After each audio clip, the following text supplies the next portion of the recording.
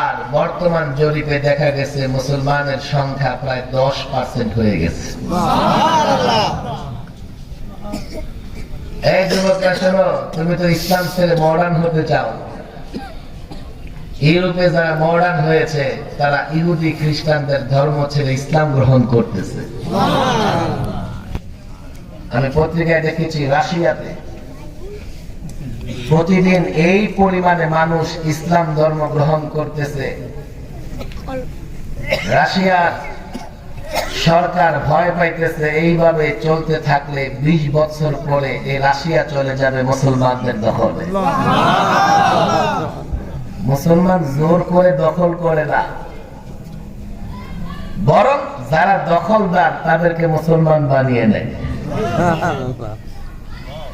আমরা যখন বলি হিন্দুস্তান ইসলামের পতাকা উঠবে, আমরা যখন বলি রাশিয়া ইসলামের পতাকা উঠবে, নাস্তিক মোত্রা তার দাঁত বের করে হাসতে থাকে, দেখো মৌলবী ঘরে থাকতে পারে না, হিন্দুস্তান দখল করবে। আরে দখল আমরা করব না, আমরা তাদের কাছে ইসলামের আলো পৌঁছে দেব, তারা মুসলমান হয়ে যাবে, তো হিন্দুস্তান মুসলমানদের হয়ে যাবে। ফ্রান্স কাফের বেঈমানরা দেখলো ঘটনা কি, মুসলমানের সংখ্যা বাড়তেছে কেন?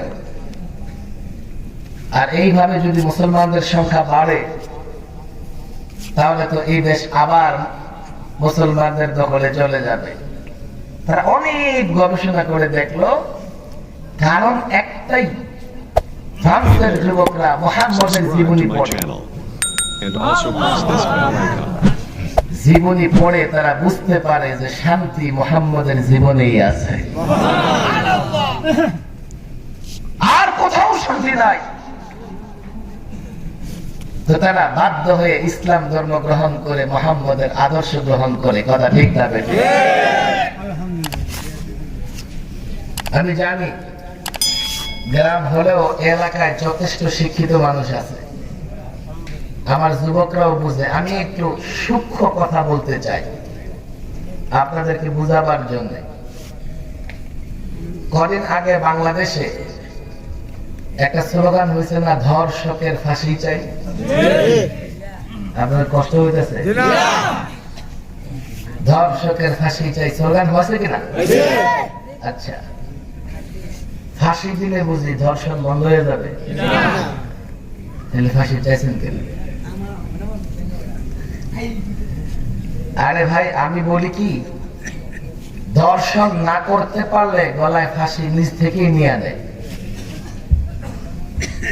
বুঝেন নাই? মাঝে মধ্যে দেখেন না, প্রেমিকের বাড়িতে প্রেমিকার অনশন চলতেছে। আরে হয় কি হয় না?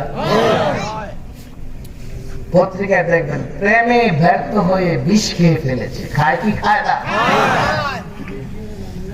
শুধু তাই না, প্রেমিক প্রেমিকা এক রশিতে এক গাছের ডালে একসঙ্গে ফাঁসিতে ঝুলতেছে, এমনও নিউজ আছে। কথা ঠিক না বেঠিক?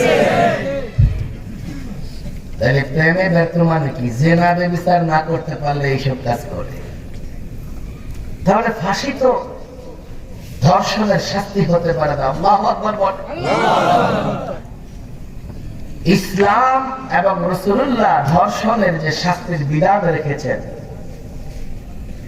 এটা একটু একাডেমিক কথা। আপনাদের সমস্যা হচ্ছে না তো? আমি এক্সাম্পল দিচ্ছি, উদাহরণস্বরূপ বলছি। ইসলামী শরীয়ত বলে যে ধর্ষণ করলো সে 3টা অপরাধ করলো। কয়টা? বলেন কয়টা?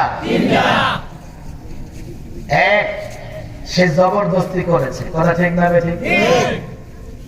ধর্ষণ করতে পারো আর না পারো, জবরদস্তি করলে, কাউকে জড়ায় ধরলে তার শাস্তি হওয়া চাই না না চাই? 2, সে জিনা করেছে, ধর্ষণ করেছে, কিন্তু এটা এক ধরনের একপাক্ষিক জিনা, তাকে জেনার শাস্তি দিতে হবে। কথা ঠিক না বেঠিক?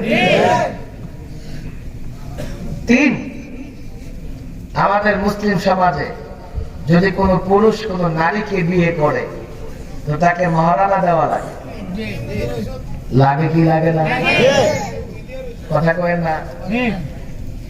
আচ্ছা, এই যে ধর্ষক, এই মহিলার সঙ্গে ব্যভিচার করবো, মহারণা দিয়া করছে, তাকে আর্থিক জরিমানা করা হবে। তাহলে অপরাধ 3টা, শাস্তি কয়টা? 3টা। 1500 বছর হয়ে গেছে। এখন নতুন চায়না না জার্মানির নতুন একটা আইন হয়েছে যে ধর্ষক ধরা তার লিঙ্গ কেটে দেয়।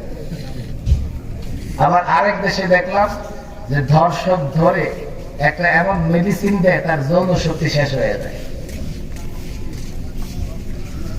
1500 বছর আগে মুহাম্মদ আরবি যে বিচার ব্যবস্থা রেখে গেছেন, আজকেও 1500 বছর পরে আমাদের স্লোগান দেওয়া লাগে যে ফাঁসি চাই।